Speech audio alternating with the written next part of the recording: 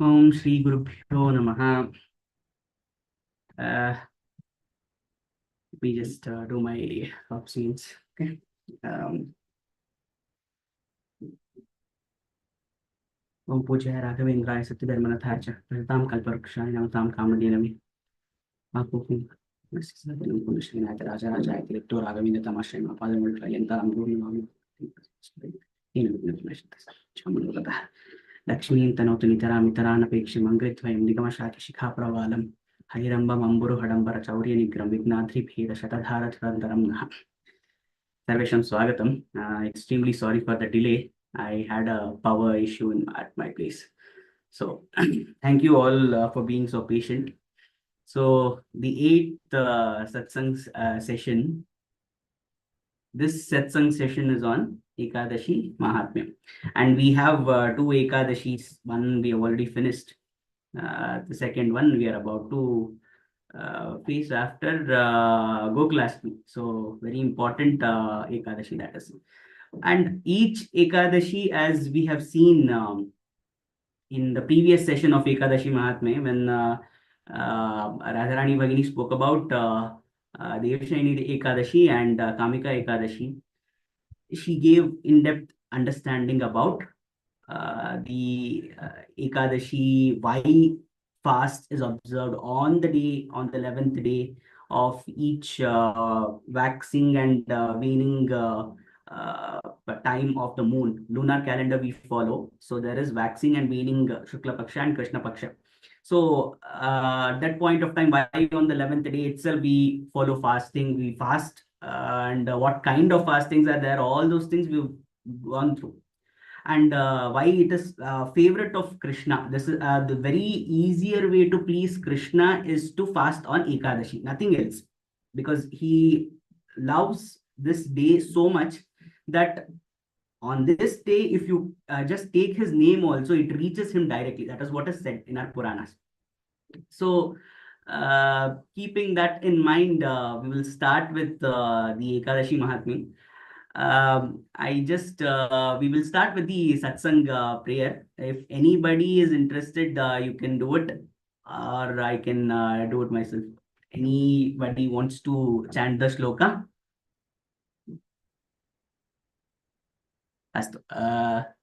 So this shloka has always been the prayer because it teaches the importance of satsang. So Jadyan dhiyo harati sinchati vachi satyam manonatin dishati papamapakaroti chetaf prasadayati dikshu tanoti kirtim satsangatih kathaya kinna karoti pumsam.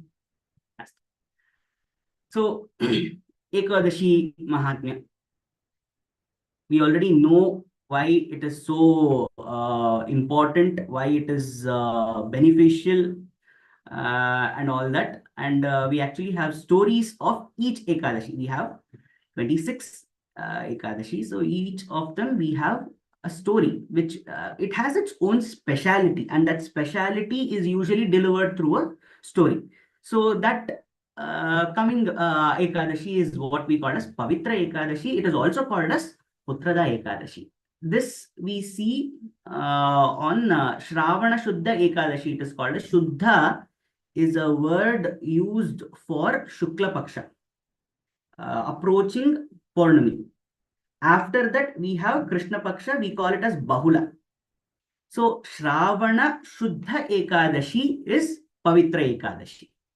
Why it is called Pavitra? There is actually one more name of Pavitra Ekadashi. One more Ekadashi is also called Pavitra Ekadashi. So this is called as Pavitropana Ekadashi. It is also very popularly called as Putrada Ekadashi. The reason why it is called as Putrada Ekadashi is because of the story. What is that story? And all these, the source of all these things is Mahabharata itself for us, because every vrat, every story that we have heard of has either come from Mahabharata or Ramayana. So we will find the Moola from there only. So the story goes on that Yudhishthira, he is asking Krishna, what is the importance of Ekadashi Vrata? Apart from the fact that it is very close to him, he asks what is the importance of each Ekadashi. So this Putrada Ekadashi, then Krishna starts telling you why it is important. At the starting of Dwapara Yuga, in his Yuga itself, at the starting. So before, we already know that Mahabharata is something that happens at the end of the Dwapara Yuga. After that, Kali Yuga starts. Okay. So at the dawn of Dwapara Yuga, there is a king. The king's name is Mahijita or Mahijit. In popular terms, it has the last A has been omitted. So Mahijita, his name is, and he rules over one kingdom called as Mahishmati. It is not a fictional kingdom that we have seen in Bahubali. It is actually something that comes in our history. So Mahishmati is a kingdom that is ruled by a king called as Mahijita. And he is a very pious king, very virtuous king. He takes very good care of his subjects. He's the best king of the time, you can say. And everybody, all his subjects, all the rishis, all the every element of that kingdom, administration, be it any his subjects, everybody are happy with him. Everybody finds that he is a very kind king. Now, what happens is that he has a problem, or he has a chinta, he has a worry that is taunting him. That is that he doesn't have any progeny. He doesn't have any progeny. So progeny, no offsprings, no, that becomes a problem for a king particularly. Why? Because when you have a very benevolent king, when we have a very good leader, without establishing the succession, who is going to take over after him, it becomes a big problem. If we know there is a Rajkumara, there is a prince who is going to take over, we can already assess, okay, what are the strengths of our king, what is the strength of our prince, where he needs to be updated, all those things we can do. But what happens is when a king doesn't have an offspring, then it's a very big problem. In Raghuvamsha, Dilipa, having 100 princes, he's still worried because he doesn't find them eligible to take over the throne. That is the reason he goes to Vasishtha Rishi and he says, I know they're all my sons, they're all my kids, they should get the kingdom, they should all get a chance to rule, but they are not eligible to rule. I don't find them good with qualities of that of a king. So I want to get a son who is fit to rule. And therefore, he goes to Vasishtha Maharshi's ashram, asking that he perform the Putra Kameshti, help him perform the Putra Kameshti Yaga for his queen called Sudakshina. That is a story that delivers the importance of the progeny. Here, Putrada does not exactly mean getting a son itself. I think the Vyakhya has changed with the times. But even if we go back to the understanding of Putra, it is not exactly a son. It is apatyam when we say in Sanskritam, patanti means to fall. Apatyam, the person who stops our ancestors from going to hell or falling into the papa is called as apatyam. So apatyam puman also is possible. Apatyam stri also is possible. So today the Vyakhya, I think we need to change that. It is not the importance associated with getting a son. It is the importance of getting a offspring. That's all. So Mahijita, he also becomes increasingly tensed or worried about not having any Uttaradhikaris, not having anyone to take over after him. So obviously, being a king, he has advisors. When it comes to administration, he has ministers. When it comes to Vaidika Kriyas or when it comes to personal problems like this, the advisors usually refer to Brahmanas because they usually give these remedies They look at the Jataka, all those things. They look at the Kundli and all those things. They give Jyotish also is associated. So he calls his bunch of Brahmana advisors. And what happens is he asks them, as far as I know, I have been a very honest king. I have never punished anyone who doesn't deserve it, and I have not spared anyone who deserves it. Even if it is my kin, even if it is my relatives, if they've done something wrong, I punish them. Okay. So when I have tried my best to be a model king, why am I not getting a progeny? Why am I not getting why is my Vamsha not progressing? That was his concern. So the reference to here Brahmanas are basically that they're twice born. Actually, anybody except Shudras are twice born, it seems, because we are all born as Shudras. The basic understanding is that what Sriman Madhvacharya says is that we are all Shudras. We are all born as Shudras. There are no Brahmanas by birth. There are no Kshatriyas by birth. There are no Vaishyas by birth. After your you have the Shodasha Kriyas, no, the karmas. After the karmas start setting in, that is especially if you wear the Yajnopavita, then you practice Veda Dhyena, then you become a Brahmana. If you practice, even for many of the Kshatriyas, Yajnopavita is allowed. The reason is because their learning of Shastra Abhyasa comes from sub part of the Vedas called as Dhanur Veda. Upavedas it is called as. So therefore, it is also considered as Veda Dhyena. Therefore, they are also allowed to wear Yajnopavita, and therefore they are also the initiation into Kshatriya clan or that notion comes from that person, from that point onwards. And then Vaishyas also, once they start Vanik, when they start into the business, when they're initiated into the business, then they get a discourse on where their career progression or how to shape their life, with what kriyas they have to shape their life. Therefore, anybody but a Shudra is called as twice born. But a Shudra is always by birth. We are all Shudras by birth. It depends on what kind of karmas we are doing and what kind of karmas we are adopting for us to be classified into the Varna system. So that is the reason here when the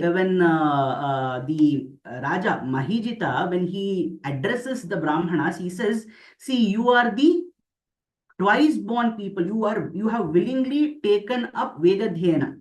And I find that I am not able to get a progeny from the worldly remedies.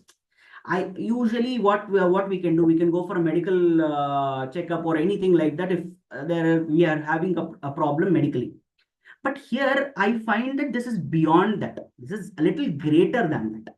So I need some help from people like you who are twice born, who have taken the voluntary discourse into the Vedas to give me a remedy that is beyond our material nature. So now even they are also confused, because if I can look at a Shastra and I can tell you what the remedy is, it is very easy. All I need to do is search for it.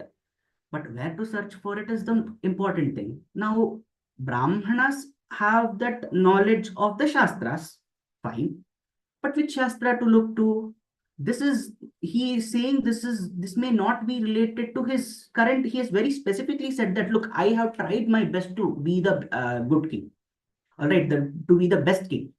As far as I remember, I have not done anything that is against my dharma. All my karmas have been accordingly only. So in that case, I should not be facing this. By this Janma's karmas, I should not be facing this ordeal, but I am facing it.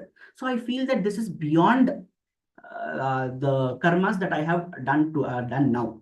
That is my prarabdha karmas. Prarabdha karmas are those karmas that you have done now, present. Sanchita karmas are janmantara karmas. So in this case, he asked them, so I have treated subjects as if they are my own children, but I am not having my children. Now I am also concerned because after me, I don't know who is going to take over. I have to decide on succession. It is a very big problem for my kingdom also, because they are also they are also going to be concerned about this. I have been religious. I have done everything that I can. So I'm a follower of the Vaidika karmas as far as I know. But why am I not getting progeny? This is the question. So the Brahmanas think about it and they feel that they are not eligible to answer it. They are not eligible to answer it. So they think, okay, if they agree with him, by the way, they agree with him saying that, look, our king has been very good. It is not possible that whatever karma he has done today has affected him. Therefore, it is beyond this lifetime. How can we help him? Because we do not have the knowledge to go beyond the Janma to understand his karmas. And therefore, they start searching for rishis that can help them. Rishis are, um, you can consider them higher order evolutionary beings. So once I understand my knowledge system, I can become a Brahmana, maybe I can become a Shudra, maybe I can become a whatever the Varna system dictates. But when I sit and when I start doing nididhyasana, when I do meditation and try to apply all those things to myself, that is when I use my prajna becomes goes beyond this existence, this plainly existence. There are different planes of existence, so it goes beyond this. So purva janma karmas, all those things they have to understand. They have to go. That is the reason we call them as trikala darshis. So they go beyond the current plane to understand what our karmas are. So they go through, they are searching for the right rishi to guide the king. The Brahmanas go in search of that. Then they find one such rishi called as Lamasa. Now, Lamasa Rishi, he is Lamasa, you can, I think here it is given as Lamasa, it is Lamasa as far as I know. So Lamasa Rishi, he has a very specific uh, meditation siddhi technique. He has taken up the vow of fasting. He has not eaten anything. Now, the usually we would say that, okay, if he has not eaten anything, then there might be different uh, for a rishi also comes some kind of karmas that he has to take care. But this person has approached sannyasa in such a way that he has sustained the yugas, sustained the yugas. So for every kalpa that has passed, it did not affect him physically at all. Only one hair of his would fall down every time a kalpa is completed. Which kalpa is what? Kalpa is equal to 12 hours of Brahma. So every time one kalpa is completed, only one hair of his falls, which means that he has sustained for more than one kalpa. So he automatically becomes a Trikaladarshi because he has seen the past. He has seen the past. So therefore, the Brahmanas, the Brahmana Sabha, they decide that it is Lamasa Rishi who can help our king, because they have to understand Janmantara karmas of the king. So they suggest to the king saying that, please, this is the apt Rishi who can help us out, who can sort out your problem. So let us all go to him. And they go to him. And obviously he is in meditation, and then the representatives, they say, oh Rishi, you are the great one, etc., etc. They praise. Usually they praise. And then the Rishi is very, see, the point of being a Rishi is that you should not be affected by praises also, by criticism also. Okay. So you have to treat everything tatha manapa manayoho, if you remember. Okay, so it doesn't matter to him. As Bhagavad Gita says, as Krishna says, it shouldn't bother to him. That is the point of being a rishi. So it doesn't matter to him. So Ramasa is like, what do you want? He just comes to the point. So the Brahmin advisors, they say, see, this is our king. He is Mahijita. He doesn't have a progeny. He doesn't have a successor, which is a very big problem.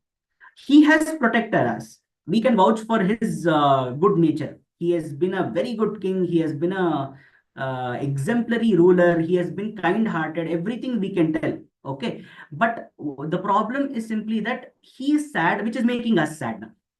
He is sad because he doesn't have a successor. We are sad because our king is sad, which usually happens. So please help him get a successor. So seeing him so unhappy on account of being sunless, we have become very sad. So the sage, he says, okay, first let me understand the problem. Why? Because you say it is not, he has been a very good king. That means he has good karmas of this janma. So we need to understand why it is not happening. So let me understand his ordeal. So he goes into deep meditation. Rishi Lamasa goes into deep meditation. When he goes into deep meditation, then he understands the past life, previous janmantara karma of King Mahijita. Then he says, I will tell you what has happened. He tells the ruler, you are a very good king and all that is fine. In the previous janma, you were a merchant. You were a Vaishya. So Vaishyas have this nature where they have to travel from one area to another area because they are conducting trade, no? So they have to go around. They have to move around. So they are always on the go. So it so happened that you are a very good trader, by the way. But in that mindset to earn money, you didn't always follow the path of dharma. It so happened that you on one occasion where you were traveling for your business. It so happened that you were feeling thirsty because of a hot day. You had camped somewhere near in a forest, and you were feeling very thirsty, and you had to get some water. You had to drink some water. So in that thirst, you started roaming around, and you came across a beautiful pond. That pond is supposed it looks so beautiful because anyway, you can think of oasis, how it happens. A person who has been thirsty for long, for them even a drop of water seems like the most beautiful thing in the world. So looking at the pond, you are mesmerized by it, and you go over there to drink some water. At that point of time, mother cow, that is a cow who had just given birth to a calf. Okay, a cow who had just given birth to a calf, due to the heat, she is also thirsty. She is also thirsty. So she also comes with her calf to drink some water. Because they are in the forest, you can understand it is not a domesticated cow. Nobody is taking care of it. So obviously, she comes to have some water with her calf. And you, being the selfish person, trader, what you do is you do not allow them and you push them away.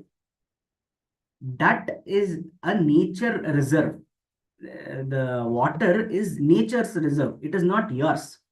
But in your selfish thought that you wanted to have everything for yourself, you push away a thirsty cow and its calf. This is the reason why you're not having any progeny. That thought of actually, there is a notion even in our households. If anybody asks for water, you should always get it. It doesn't matter whether you're doing something or not. You always have to do it. If somebody asks you for a glass of water, whether be it somebody from your household, somebody outside, but you should make sure you should always give them water. This is also one this thing, because denying water to a thirsty person is the same as taking away yeah, from Krishna's hands. You take away his butter. It is almost like that. So Krishna's favorite food is butter, right? So he is about to eat it. You take it away from him. That is that big of a deal. So you should not do that. So once somebody asks for a glass of water, we should always provide it to them. So this is a very important, it's a very big sin. That is the reason he's making it so, feel so important. Rishi Lamasa is stressing on this because it is such a big sin that in the next Janma, you have no progeny. So making that clear, he says, Lamasa says, okay, now this is the reason why you have not committed any kind of sins, or you haven't, you know, something like theft or anything you haven't done. What you have done is this. That is the reason you're not getting offsprings. Okay. So immediately, the king being a rightful, you know, I already told you, he's a very good king. So he feels bad. Okay, I understand. This is the reason, but is there any way out of this? Because now it is not only a question of me being punished for my karmas. Like I said, if a king doesn't have a progeny, who gets affected? The people in the kingdom also get affected, because there is no effective rule administration. So that is the reason now it is not just a question of me. Mahijita says, now I also have to make sure that my kingdom sustains, my people are happy, there is healthy succession. So you please tell me how to overcome this. Then Rishi Lamasa says, on the in the end, actually, this on the fortnight, on the month of Jyeshta, it actually comes down to Shravana Shukla Ekadashi, it is. So on the first Ekadashi of the month of Shravana that comes in Shukla Paksha, you have to keep a fast. You have to fast such that you need to your sins are washed away. So at this that is the reason it is called as Pavitra. It makes you Pavitra, or you can say that it washes away your sins. The reason, one of the biggest takeaways of Putrada Ekadashi is that it washes away the sins of previous Janma. So therefore, he says that you have to observe a fast on this day. And the fast, let me tell you, it is not the fast that we observe. No. Usually a fast is observed on 2 days before Ekadashi and 2 days after. It is a 5-day fasting period. Some Puranas actually give a 11-day fasting period, but I don't know about that. But I think with respect to different eras, what has happened is, if you're talking about Treta Yuga, then we are talking then we talk about Dwapara Yuga, then we talk about Kali Yuga. It has reduced because the life of a human has reduced. So in that way, maybe we are doing only 1-day fasting, but it used to be a 5-day fasting because this is Dwapara Yuga. So he says you have to fast on this particular day so that your sins are washed away and then you get a offspring. Now, I already told you this king is a very virtuous one. So, on that day, that is on the day of Putrada Ekadashi, the whole kingdom fasts for him. The whole kingdom fasts for him. So, at that point of time, what happens is that after he holds the fast, after he concludes the fast, then the queen of Maheshmati, she gets a son.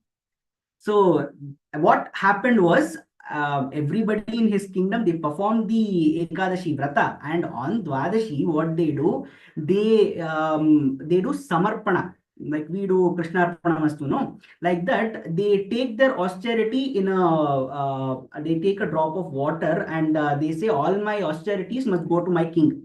So on Dwadashi day, before breaking their fast, they pour in their austerities to the king, saying that we also want a great ruler to come as a prince to come as a offspring to our king. So therefore, everybody fasts for the king, and they all collect all that punya, and then they do samarpana to their king. So that merit that is accrued because of that, a great prince is born to King Mahijita. So this Putrada Ekadashi is usually meant to give offspring. It is meant to wash away the sins of previous Janma, and then it is also very important for spiritual enlightenment, because it brings about pavitrata in your conduct. So this is the story of Putrada Ekadashi. So this story brings about, how much of it can we say that this is a part of how do we say it? How much of it bears fruit? I cannot vouch for it. But what we can feel is every Ekadashi, when we fast, we do feel a sense of positivity within us. Ekadashis are all like that. We are not doing it with the intention of getting something. If you have talked about Kamika Ekadashi, or see, the notion with is that at every Ekadashi there is a story to tell you why an Ekadashi is great. Individually going towards it, we cannot say that, okay, this will only happen if I do this. But Ekadashi scientifically has proven, the fasting on Ekadashi day has been scientifically proven to be beneficial to us, psychologically, spiritually, and physically. So with this, we conclude the story of Putrada Ekadashi. Then comes Aja Ekadashi. Aja Ekadashi is also called as Annada Ekadashi, and it comes on the Krishna Paksha of Shravana. Shravana Bahula Ekadashi it is called as. Like I said, that the Shukla Paksha is called as Shuddha, and then Krishna Paksha is called as Bahula. And the story behind this is much more known to everybody. It's very popular. It is the story of Harishchandra. So as everybody knows, Harishchandra is a descendant of Rama in that Vamsha, and he is known for his truthfulness. So truthfulness he's so pious, he's so strict when following the path of truth, that even the kings, even the Ashtavasus, even gods are scared of him. Even they don't think that his this thing can be broken. He has taken an oath or vrata to be truthful always. So therefore, what happens is that the for the surprising incident where the Ashtavasus are also praising him. Usually, they are not very praiseful about humans. So whenever a rishi starts doing something, they usually feel threatened. But Harishchandra is one such person who even the Indradi Ganas are praising. But surprisingly enough, Vishwamitra Rishi hears this and he is like, I want to test this person. I want to test this person. How far will he side with truth, or how far will he be truthful? So what he does is he goes to his kingdom as a guest. When he goes to Harishchandra's kingdom as a guest, and obviously Atithi Satkara happens, all that is done. And in the last, there is a custom, a ritual of giving a giving your guest a parting gift. So he is about to leave. Then he's like, King, you have forgotten something. Harishchandra is like, what is it? You have not given me my parting gift. He says, I'm extremely sorry. It slipped my mind. Anything that you want, I'll give it to you as your parting gift. So he quotes an incredibly ridiculous amount. So what is this incredibly ridiculous amount? He quotes some amount such that even when a king sells his kingdom, he is not able to fulfill that amount, that ridiculous amount he has. So obviously, Raja Harishchandra had already promised. So he says, fine. And what he does, he hands over his complete kingdom to Vishwamitra. Then what he does, he's still not he's not gotten rid of his debt. He still has to pay Vishwamitra an incredible amount. So what he does, he says, Vishwamitra obviously says, this is not enough. Even if you have given me your kingdom, this is not enough for me. What I asked you for something else, this you have not given. So Raja Harishchandra is like, please come along with me. I will sell myself and make sure I pay you back your debt. So they go out of the kingdom, and then Raja Harishchandra sells his wife and son to a very wealthy merchant, and then he pays Vishwamitra, Rishi Vishwamitra, and then he sells himself to Veerabahu or Chandal, the person who is in charge of the crematorium. Okay, he sells himself to that person, and then he pays off Rishi Vishwamitra's debt. Now, obviously, see, there are Kshatriya karmas involved, there is Kshatriya dharmas involved, and then there are personal dharmas involved. Now, what happens is that when we take up the context of Harishchandra staying true to his word, he has kept up his word, right? So therefore, he has followed the path of truth. But is that dharma as a king to forsaken his kingdom or give it to somebody else? It is not. You have to hand over your kingdom to an eligible person. That is also a very important thing. Okay, so that is one error on his part, because he wanted to make sure his dharma or his satyavrata is followed. He gave away his kingdom, which doesn't make any sense. The same thing what Bhishma does while Draupadi Vastrapaharana is happening. He is a slave of the kingdom, slave to the throne of Hastinapura. Therefore, he doesn't object to women being ill-treated. So there, your higher dharma is actually the dharma. The vyakya is that it is for the greater good. So if you cannot think about that beyond your duties, then there is a big problem. So therefore, here he becomes there is a he accumulates or incurs papa. So obviously, when he is working for Veerabahu or in the crematorium as a slave, then he keeps working for many years. It's not a simple thing. Vishwamitra tests him very harshly. He tests him. So for many years, he works as a slave of the Chandal or a slave of the crematorium owner. At that point of time, he finds that his son's name is Lohitashva. So due to some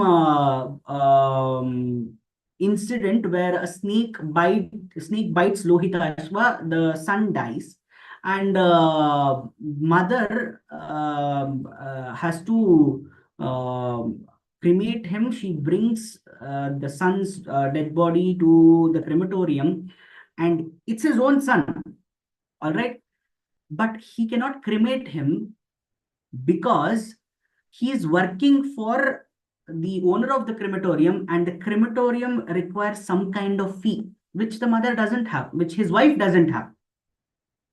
So this is a very harsh ordeal. Okay, so he doesn't know what to do. At that point of time, he has lost his family, kingdom. That is all least of his worries. He is feeling so depressed and detested about his own condition. He starts he starts going into deep sorrow. At that point of time, Rishi Gautama happens to come his way. And Rishi Gautama, being one of the Saptarshis, He's very well aware of who Raja Harishchandra is. So he's like, he recognizes him. He recognizes Raja Harishchandra is like, why are you in this state? So Harishchandra recounts his ordeal. He says, this is what has happened. Then Rishi Vishwamitra says, you should never, your this thing, truth, your piousness in going, in following the path of truth is very good, very virtuous. But you have ignored your other karmas, your other duties, as that of a king who should take care of his praja, as that of a husband who should take care of his wife, as that of a father who should take care of his son. So you have accumulated some papa.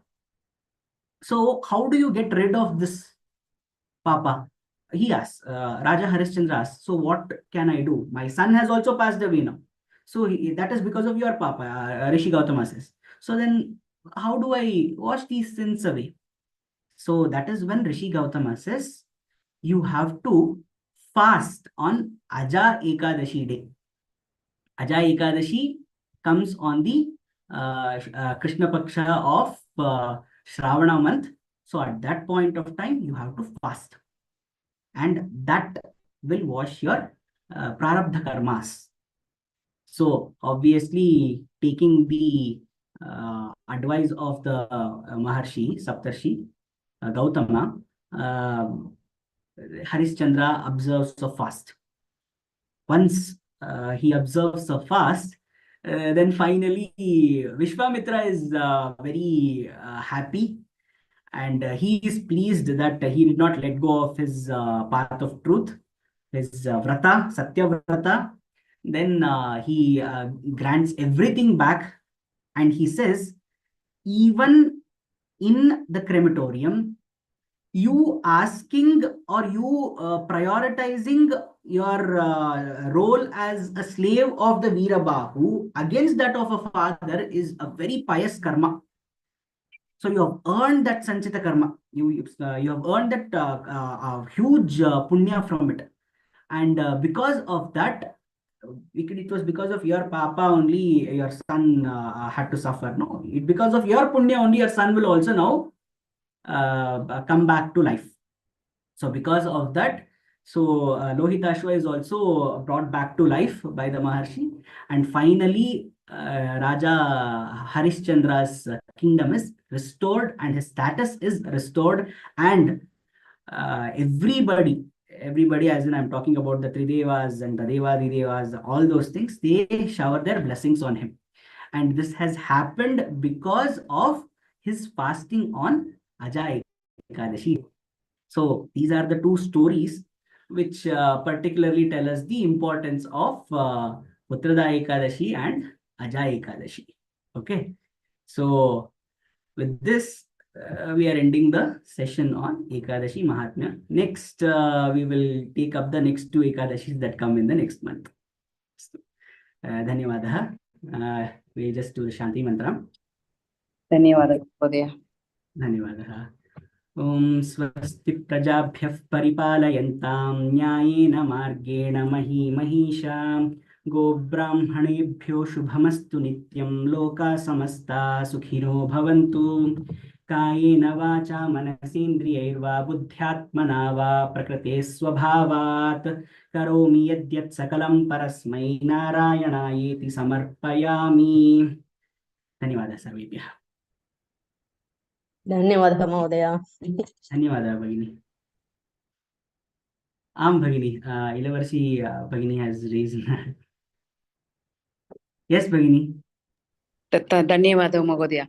Now we know the story very well, upcoming two Ekadashi. So when now we are going to, we will be fasting, obviously. Now we know the story. So now that's so very, very, very good, this Mahodaya. Thank you so much. Yes.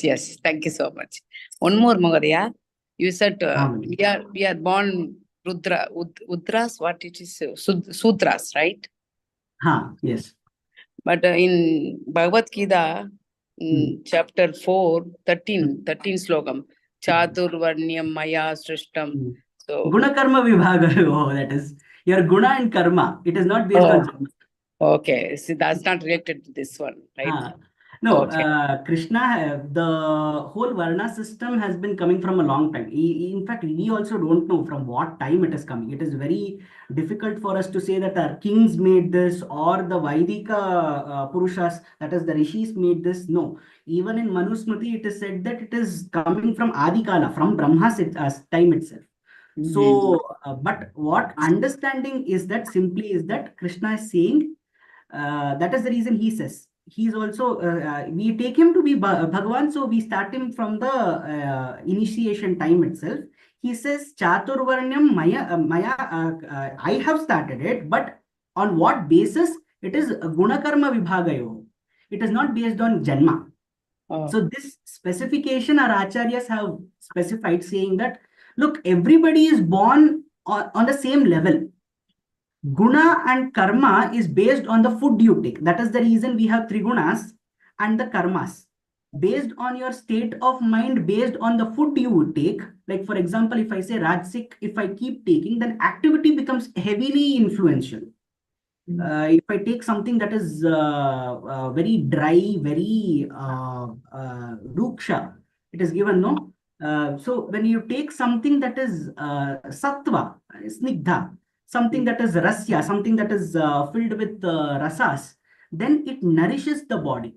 Otherwise, it heats up the body. So what practically happens in terms of Ayurveda, your pitta dosha increases a lot. So obviously, to bring down that pitta dosha, then activity also increases. So whatever is the classification is based on guna and karma, and it is hugely influential with respect to the food and our thoughts associated with it. It is not with our janma. So our janma is always of the same level. Even a shishu born in the household of a brahmana has the same accumulated punya as that of one born in a Kshatriya's household or a Shudra's household. So that is the basic level. Everybody is a Shudra by birth. Thank you so much, Phil. We were studying Raja did lot of dharma. He did lot of dharmas. He did only one. He stopped drinking water. That's the only one papa he did. Then Yes. I was thinking how much papa I did. My goodness, you know. We cannot equate the papas, Ragini. Actually, I remember reading this at one point of time. In the previous, I think, session, Radharani Bhagini told the story about King Ambarisha, no? Rishikesha, how the name Rishikesha came into place, Durvasa Muni and King Ambarisha. Look, everything is Rishi Durvasa is not a normal Rishi. Okay. He's a very pious and a very strong Rishi. Imagine if he had to get the wrath of Krishna, then what kind of papa did he do by punishing Ambarisha? True, very true. So it is depending. It is a very case by case. We will take it. It is depending on what kind of papa that you did and what is the repercussions. Because Gahana Karmano Gati, we don't know what kind of repercussions your papa has led. So therefore, one papa of yours can be one papa only in terms of this thing number. If I remember while reading Shishupala, a very beautiful conversation came into place. Some people say that Krishna gave this allowance that you can do 100 papas, and then 101 I'm not going to stop you. I mean, I'm going to kill you. Okay, after that.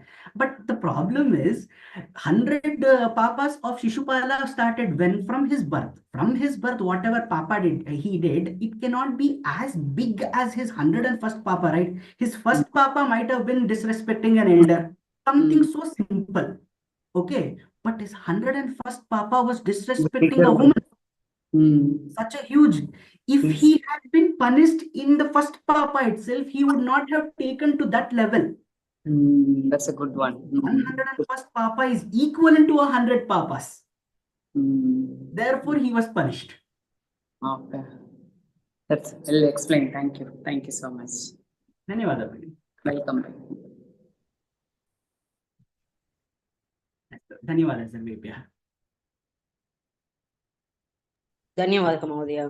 ధన్యవాదాలు. ధన్యవాదాలు మహోదయ. ధన్యవాదాలు మహోదయ. Actually, we ధన్యవాదాలు enjoyed. మహోదయ. Thank you so much. ధన్యవాదాలు survey. ధన్యవాదాలు Mahoday. మహోదయ. Roma Maharshi, that name is Lomasa or Lomasa. Lamasa also they say. Lomasa is the word. Okay, okay. Before that, I listened that Roma Maharshi means you That told is that Roma one hair Harshana. one hair is removed from one day for the one day. That is, I listened as the Roma Maharshi. Okay, okay.